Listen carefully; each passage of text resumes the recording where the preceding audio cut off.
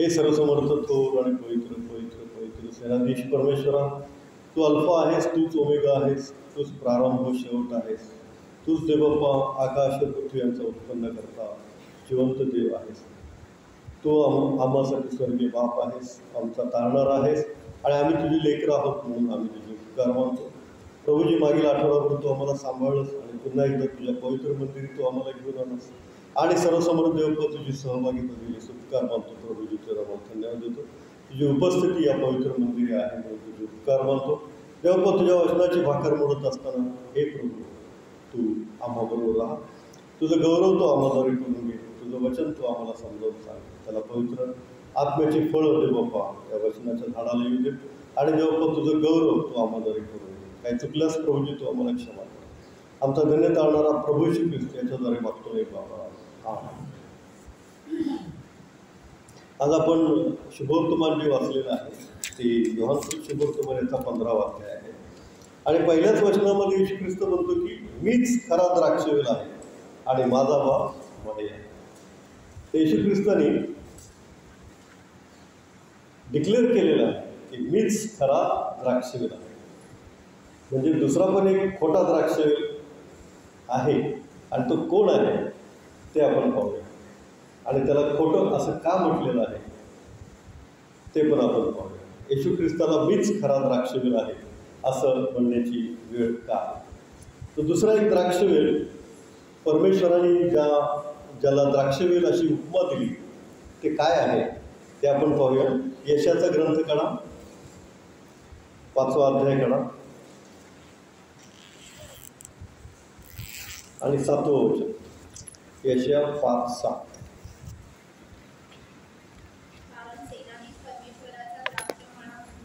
हां हां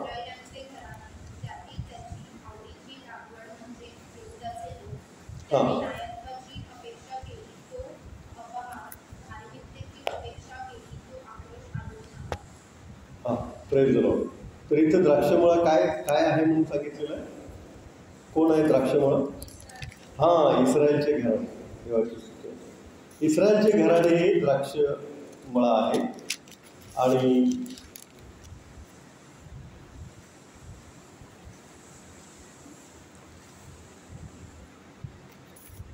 कारण सेनाधीश परमेश्वराचा द्राक्षमळा म्हणजे इस्रायलाचे घराणे, त्यातील त्याची आवडीची लागवड म्हणजे यहुदाचे लोक. आपल्याला माहिती आहे याकोबाने देवदूताबरोबर दोंबी केली आणि तो म्हणला की तू मला आशीर्वाद दिल्या वाचून मी तुला सोडणारच नाही. आणि मग देवाने त्याला आशीर्वाद दिला आणि तो आशीर्वाद असा की त्याचं नाव याकोब बदलून परमेश्वराने काय केलं? इस्रायल. आणि ते याकोब म्हणजे इस्रायल, यापासून त्याच्या घराण्यापासून जे मोठं राष्ट्र निर्माण झालं ते म्हणजे इस्रायल राष्ट्र. आणि त्याला परमेश्वराने काय म्हटलेलं? द्राक्षमळा. आणि येशू ख्रिस्त म्हणतो मीच खरा द्राक्षवेल आहे, म्हणजे मीच खरा इस्रायल आहे. द्राक्षवेल किंवा द्राक्षमळ्याची उपमा इस्रायल राष्ट्राला दिलेली आहे आणि येशू ख्रिस्त म्हणतो मीच खरा द्राक्षवेल आहे आणि माझा बाप मळे आहे. म्हणजे खरा इस्रायल मी आहे. हे जे यहुदी लोक, शास्त्री, पुरुषी, याजक वर्ग हे येशू ख्रिस्ताला नियमशास्त्र शिकवायचा प्रयत्न करत होते. नियमशास्त्र ज्याच्यापासून आहे त्यालाच नियमशास्त्र शिकवायचा प्रयत्न करत होते.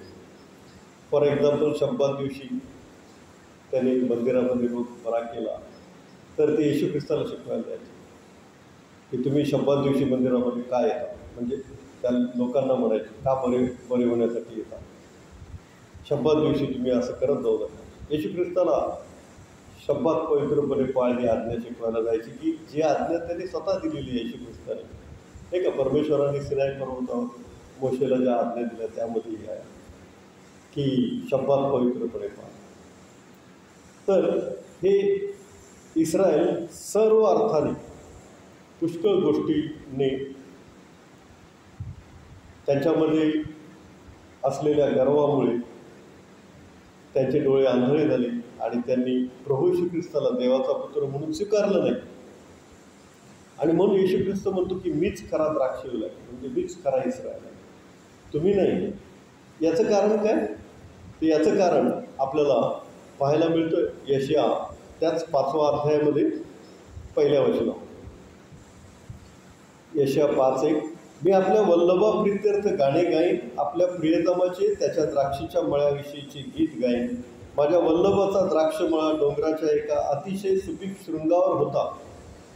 तो त्याने खणून त्यातील गोटे काढून टाकले व तेथे उत्तम प्रतीच्या द्राक्षीच्या वेलीची लागवड केली आणि त्यात एक बुरुज बांधला व द्राक्षकुंड खोदले. मग त्यापासून द्राक्षे पैदा होतील म्हणून वाट पाहिली. तो त्याने रान द्राक्षे दिली. परमेश्वराने काय काय केलेलं आहे पहा. तर द्राक्षेचा मळ्याविषयी मी गीत गायन, म्हणजे काही चांगल्या योजना या इस्रायल घराण्याबद्दल परमेश्वराने आखलेल्या आहेत. तो द्राक्षमळा म्हणजे इस्रायल घराणं एका अतिशय सुपीक शृंगावर त्यांनी लावला. अतिशय सुपीक जमिनीवर त्याने या इस्रायल लोकांना आणलं.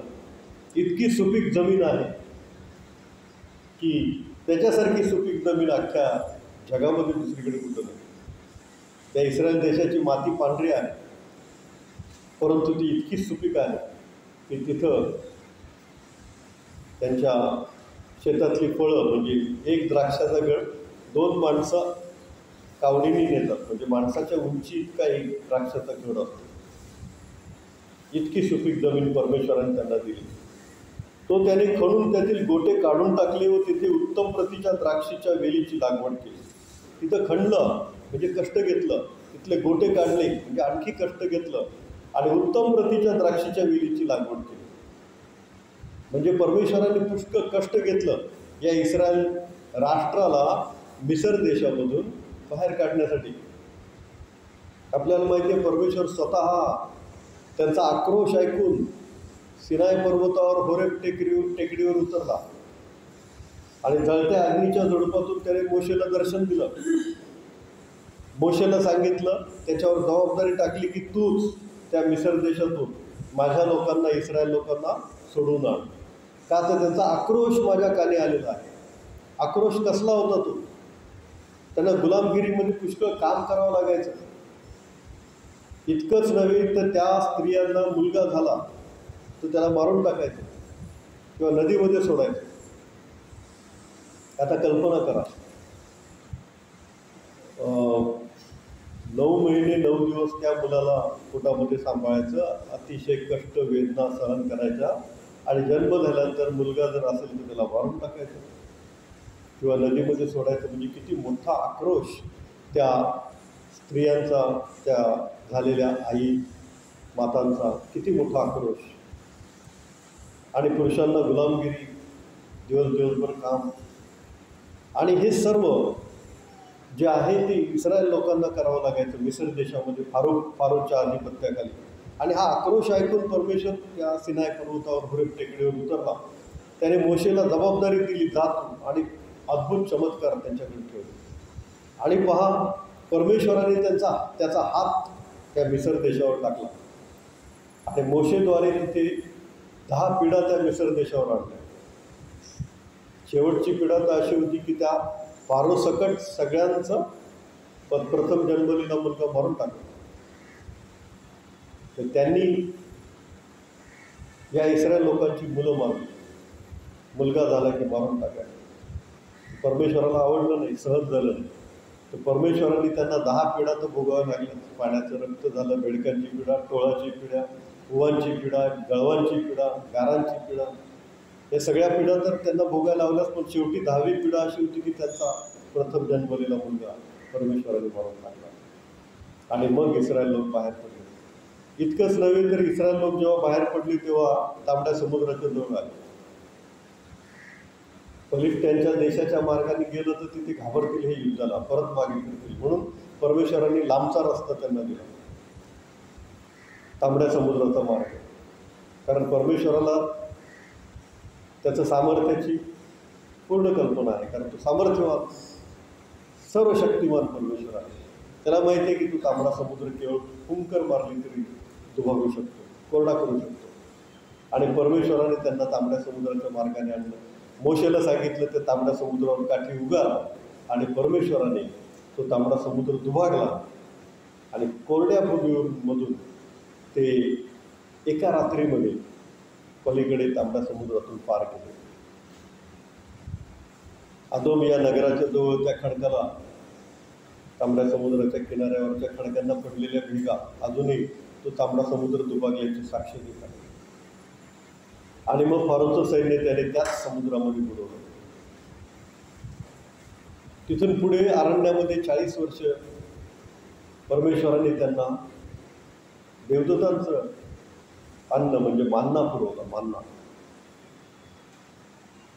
अतिशय सुंदर मधासारखी चव असलेली पोळी त्या मान्नाची बनवायची.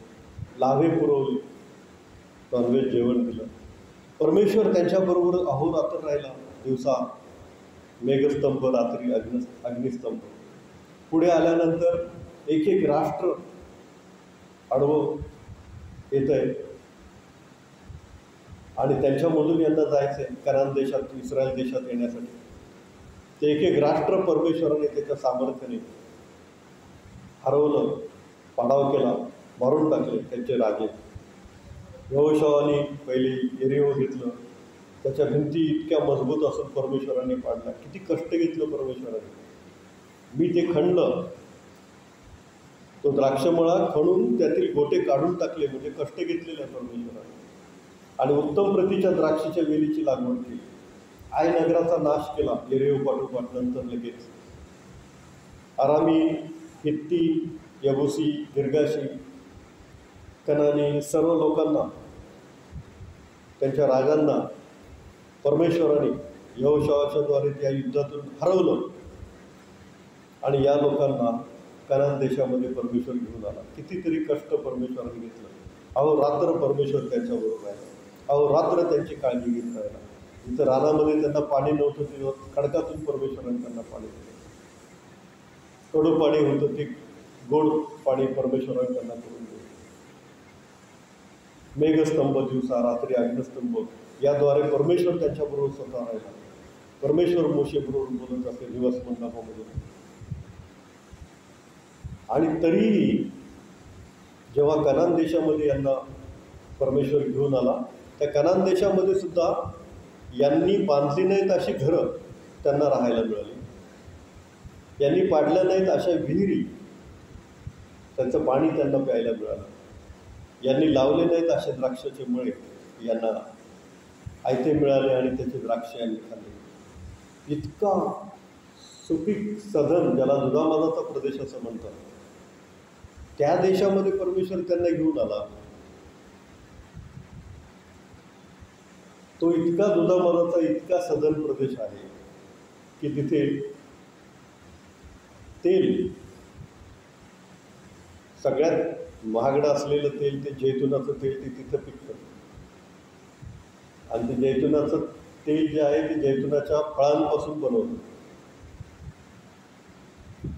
आणि ते पौष्टिक आणि सगळ्यात चांगलं खायला जैतुनाचं तेल.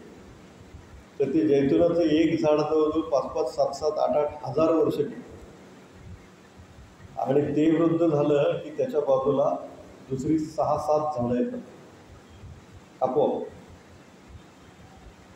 असा दुधामधाचा सदन संपन्न प्रदेश जो परमेश्वराने त्यांना दिला, जो सदन प्रदेश परमेश्वराने बनवला आणि परमेश्वराने त्यांना दिला.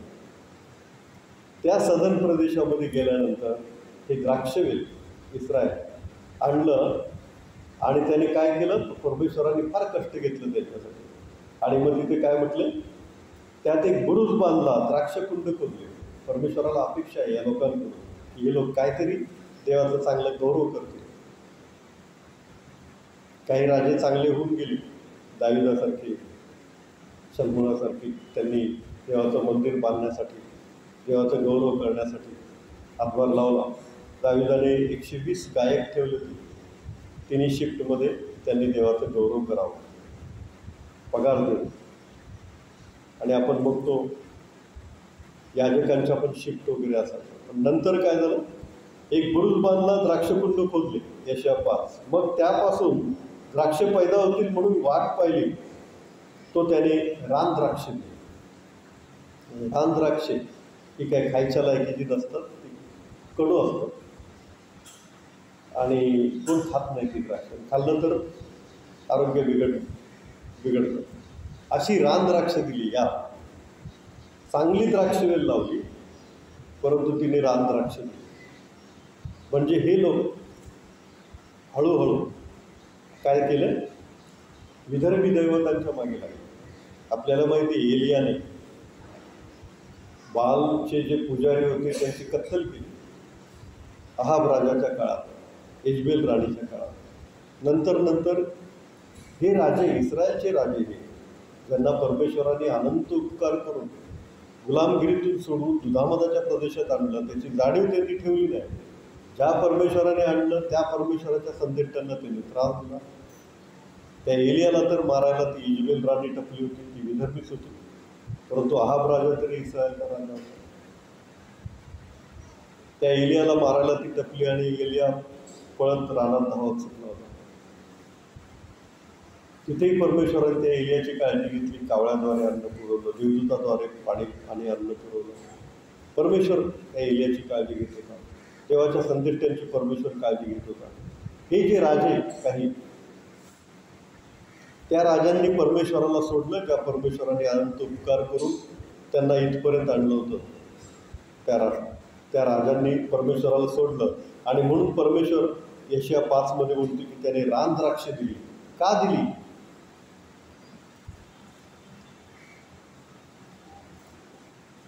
रान द्राक्ष देणारं हे इस्रायल आहे. म्हणून प्रभू श्री ख्रिस्त म्हणतो योहान 15:1 मीच खरा द्राक्षवेल आहे आणि माझा बाप माळी आहे. देवाची स्तुती असो. परमेश्वराने जे उपकार केले त्यांच्यावर ते एका वचनामध्ये आपण वाचूया. स्तोत्र 80:8-9. स्तोत्र 80:8-9.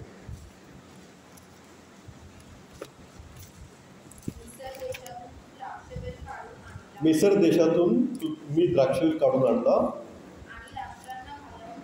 आणि राष्ट्रांना घालवून देऊन तो त्यांच्या भूमीत लावला.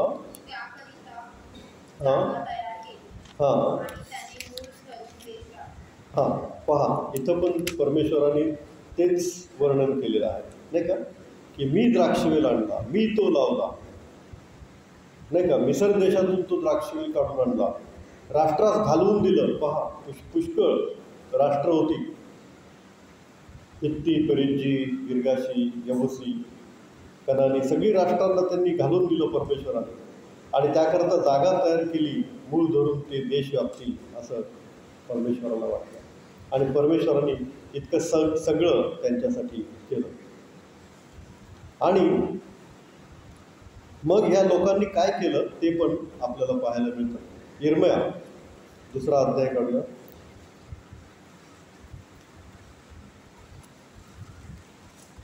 21, 22, 23 वाचूया. यिर्मया 2, 21, 22, 23.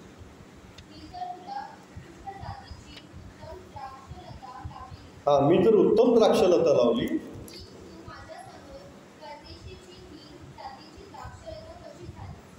तर ती हीन जातीची द्राक्षलता कशी झाली? 22.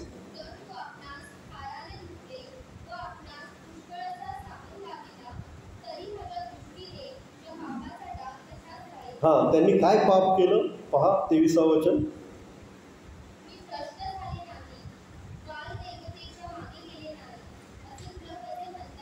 म्हणजे बाल दैवताची यांनी पूजा अर्चा सुरू केली. त्यांचे पुजारी 450 पुजारी तर एलियाने मारले.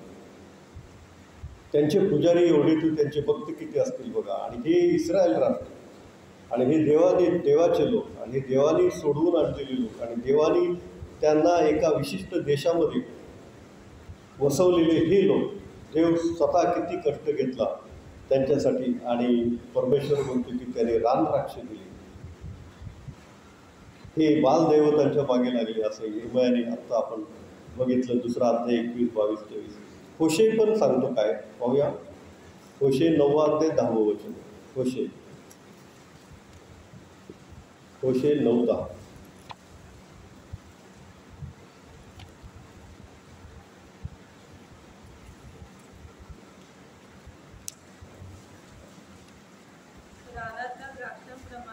इस्रायल मला आढळला. अंजिराच्या हंगामातील प्रथम फळासारखे त्यांचे पूर्वज मला दिसले. पण ते बाल पौराकडे आले आणि लज्जास्पद मूर्तीला त्यांनी आपल्यास वाहून घेतले. त्यांच्या वल्लभांसारखे ते अमंगळ झाले. कुणाच्या ते मागे लागले? बाल पौरांच्या. बाल पौरांच्या म्हणजे बाल देवतांच्या मागे लागले आणि त्यामुळं काय झालेलं आहे, परमेश्वराला ते आवडलेलं नाही. हा पण काय आहे, द्राक्षवेलच आहे देवाची स्तुती. तर हे परमेश्वराला आवडलं नाही, कारण परमेश्वराने अतिशय कष्ट घेऊन या लोकांना या मिसर देशापर्यंत आणलेलं आहे. आणि म्हणून या इस्रायल लोकांची ही शास्त्री, ही पुढारी, ही याजक, ही प्रभू श्री ख्रिस्ताला ज्ञान शिकवत आहेत. आणि म्हणून येशू ख्रिस्त म्हणतो की तुमचं हे जे इस्रायल आहे ते सगळं परमेश्वराच्या आज्ञा न पाळणार, माझ्याशिवाय तुला अन्न देऊ नका, ही पहिली आज्ञा आहे. आणि तीच आज्ञा यांच्या पुष्कळ राजांनी मानलेली नाही. आणि म्हणून हे जे स्वतः गर्व करायचे की आम्ही अब्रामाचे पुत्र, आम्ही खरे इस्रायल, आम्ही याकोबाचे वंशज, याकोबाचे पुत्र. परमेश्वर मोशेशी बोलला, तो आमच्या लेवी वंशातला. आणि त्याचा यांना अभिमानाने गर्व होता. म्हणून येशू ख्रिस्त योहान 15:1 मध्ये म्हणतो की मीच खरा द्राक्षवेल आहे आणि माझा बाप माही आहे. तर 15वा अध्याय 2ऱ्या वचनामध्ये असं म्हटलेलं आहे की फळ न देणारा फाटा तो काढून टाकतो. आणि 15वा अध्याय 6व्या वचनामध्ये असं म्हटलेलं आहे, कोणी माझ्यामध्ये राहिला नाही तर त्याला पण काढून टाकलं जातं. तर जो फळ देत नाही त्याला पण काढून टाकलं जातं या द्राक्षवेलीमधून. आणि जो येशूमध्ये राहत नाही त्याला पण या द्राक्षवेलीमधून काढून टाकलं जातं.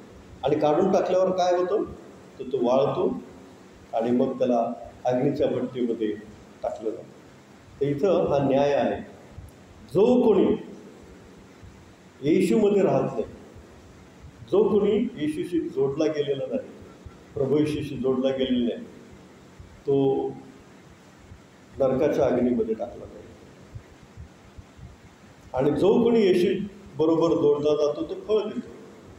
आणि ते फळ कुठलं आहे तर आपल्याला माहिती आहे, फळ गलतीकरास पत्र 5वा अध्याय आणि 22 आणि 23 या वचनामध्ये फळं दिलेली आहेत. गलती 5:22-23. आत्म्याच्या द्वारे निष्पन्न होणारी फळे. ही पवित्र आत्म्याच्या द्वारे निष्पन्न होणारी फळं आहेत. प्रीती, आनंद, शांती, सहनशीलता, ममता, चांगुलपणा, विश्वासूपणा, सौम्यता, इंद्रिय दमन. गलती 5:22-23 मध्ये प्रभू श्री ख्रिस्त काय म्हणतो, फळ दिलं पाहिजे. आणि ते फळ हे आहे पवित्र आत्म्याचं फळ. प्रीती, आनंद, शांती, सहनशीलता, ममता, सौम्यता, चांगुलपणा, विश्वास आणि इंद्रिय दमन, अशी 9 फळं दिलेली आहेत. आणि पहिलं सगळ्यात महत्त्वाचं जे फळ दिलेलं आहे ते आहे प्रीती. तर प्रीती आपल्यामध्ये असायला पाहिजे. प्रीतीची व्याख्या फार सुंदर संत पौलांनी केलेली आपल्याला माहिती आहे. कोरिन्थीकरास पहिलं पत्र 13वा अध्याय. कोरिन्थीकरास पहिले पत्र 13वा अध्याय आणि 4 ते 6 मध्ये प्रीतीबद्दल सांगितलेलं आहे. प्रीती सहनशील आहे, परोपकारी आहे, प्रीती हेवा करीत नाही, प्रीती बडाई मारत नाही, प्रीती फुगत नाही, गैरशिस्त वागत नाही, स्वार्थ पाहत नाही, चिडत नाही, अपकार स्मरत नाही, अनितीत आनंद मानत नाही, सत्यामध्ये आनंद मानते, सर्व काही सहन करते. म्हणजे प्रीती सहनशील आहे, उपकार करते, हेवा करत नाही, द्वेष करत नाही, बडाई मारत नाही, गैरशिस्त पण वागत नाही. असं जर आपलं वागणं असेल, गैरशिस्त आपण वागत नाही किंवा आपणाचा हेवा करत नाही किंवा आपण स्वतःच बडाई मारत नाही किंवा आपल्याला गर्व नाही, जर असं, आणि सत्यामध्ये आपण आनंद मानतो आणि अनितीमध्ये आनंद मानत नाही, असं जर असेल तर आपण प्रीतीमध्ये राहतो. तर कोण आपल्याला बोलला की आरेला लगेच का रे बघतेच आता सोडतच नाही, अशी भाषा ख्रिस्ती माणसाला अजिबात शोभत नाही. येशू ख्रिस्त म्हणतो एका गालावर मारलं दुसरा गाल पुढे करा. तुम्हाला कोणी 1 मैल नेत असेल 2 मैल लावा, नाही का. शर्ट कोणी घेतलं बंदी पण काढून द्या. म्हणजे काय, आपल्याला कुणाशी वाद घालायचंच नाही. कधी कधी आपल्याला, काल मी बायबल स्टडी घेत होतो, त्याच्यामध्ये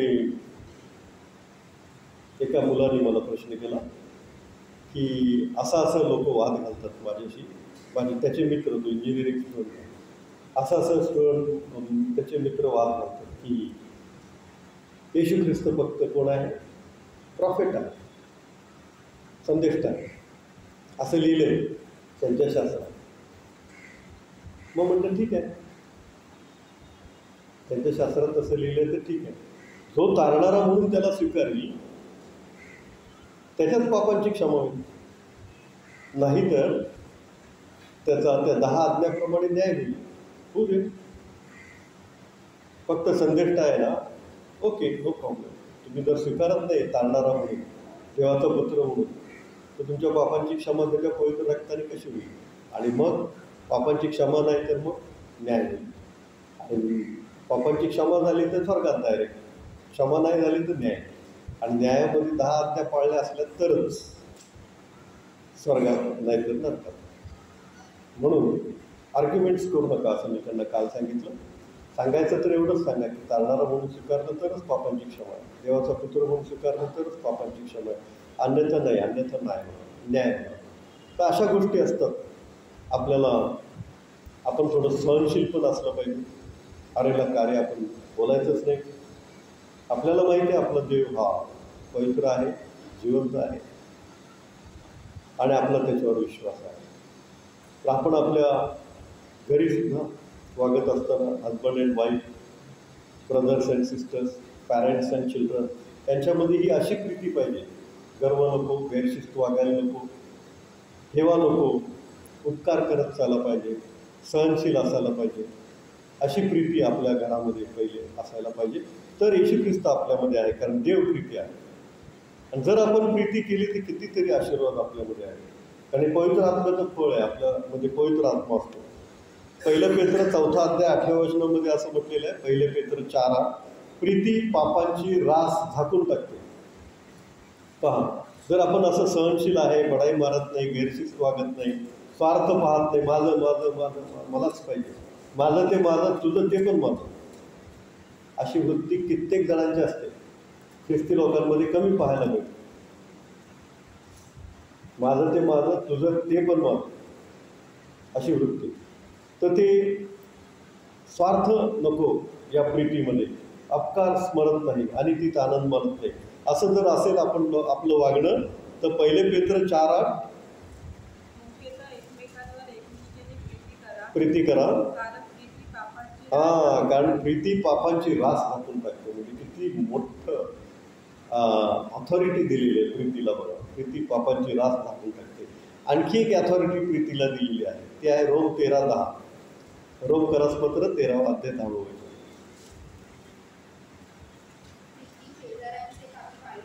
प्रीती शेजाऱ्याचे काही वाईट करत नाही.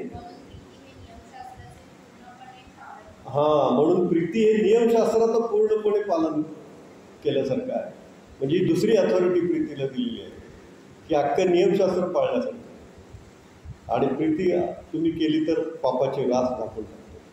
हे 2 अथॉरिटी प्रीतीला या बायबलमध्ये दिलेल्या आहेत. म्हणून आपण प्रीतीमध्ये राहायला पाहिजे. आणि ती हीच आहे 4 ते 6, गैरशिस्त वागायचं नाही, बडाई मारायची नाही, फुगायचं नाही, हेवा करायचं नाही, स्वार्थ पाहायचं नाही, अपकार स्मरायचं नाही, आणि ती आनंद मानायचं नाही, सत्यात आनंद मानायचा. जे खरं आहे ते खरं, त्याच्यामध्ये राहायचं, त्याच्याबरोबर राहायचं. आणि जर आपण असं केलं, म्हणजे प्रभू ख्रिस्ताबरोबर राहिलो, तर आपण फळ देऊ. आणि जर फळ दिलं तर स्वर्गीय राज्यामध्ये प्रवेश आहे, कारण ही पवित्र आत्म्याची फळ. आणि जर येशूमध्ये आपण राहिलो नाही, नाही का, योहान 15:2 आणि योहान 15:6, फळ न देणारा फाटा काढून टाकला जातो. जो येशूमध्ये राहत नाही त्याला काढून टाकलं जातं, मग तो वाळतो आणि अग्नीमध्ये टाकलं जातं. जो येशूमध्ये नाही, प्रभू येशूमध्ये नाही, त्याला बाहेर काढून टाकलं जाईल. नरकाचा अग्नी त्याच्यासाठी आहे. आणि तो येशूमध्ये आहे, परंतु फळच देत नाही. म्हणजे येशूमध्ये नसल्यासारखाच आहे. प्रीती नाही, आनंद नाही, शांती नाही, सहनशीलता नाही, त्याला पण काढून टाकलेलं. म्हणून आपण प्रभू येशू ख्रिस्तामध्ये राहूया आणि त्याचं गौरव करत करत राहूया. आणि पवित्र आत्म्याची जी फळं आहे ती आपण प्रभू येशू ख्रिस्ताला देऊया.